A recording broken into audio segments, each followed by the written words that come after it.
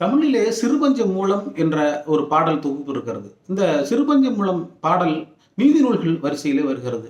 இந்த சிறுபஞ்ச மூலத்தினுடைய 50வது பாடல் என்ன சொல்லுகிறது என்று கேட்டால், தொழில் செய்பவர்கள் தங்களை எவ்வாறு பார்த்துக் கொள்ள வேண்டும், தொழில் செய்பவர்கள் எதையெல்லாம் கடைபிடிக்க வேண்டும் என்று சொல்லுகிறது.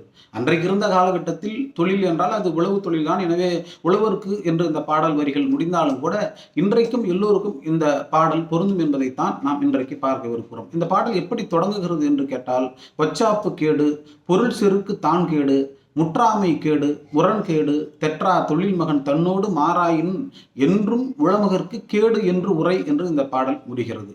உளமகருக்கு கேடு என்று உரை என்றுதான் இந்த பாடல் முடியும் என்றாலும் கூட, அன்றைக்கு உழவர்கள் இருந்தார்கள். உழவர்களுக்கு இந்த பாடல் சொல்லப்பட்டாலும் இன்றைக்கும் எப்படி பொருந்துகிறது என்று கேட்டால், நீங்கள் ஒரு தொழிலை செய்கிறீர்கள் என்று சொன்னால், "பச்சாப்பு கேடு", மறதி என்பது உங்களுக்கு கேடாய் முடியும். மறந்து விடக்கூடாது. எல்லாவற்றையும் சரியாக நீங்கள் ஞாபகப்படுத்தி வைத்துக் கொள்ள வேண்டும். அப்பொழுதுதான் உங்களுடைய தொழிலை நீங்கள் சரியாக செய்ய முடியும்.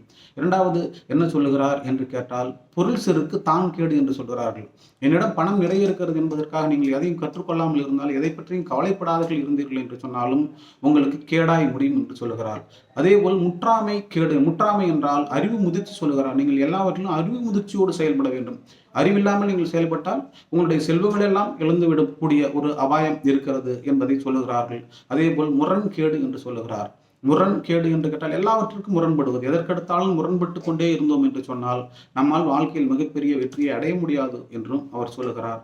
கடைசியாக அவர் மிக முக்கியமாக அந்த பாடல் வரிகள் நமக்கு என்ன சொல்லுகிறது என்று கேட்டால், இந்த பாடலுடைய அடித்தளமே என்ன சொல்லுகிறது என்று கேட்டால், "தெற்றா தொழில் மகன் தன்னோடு மாறாயின்" என்று சொல்லுகிறது அந்த பாடல்.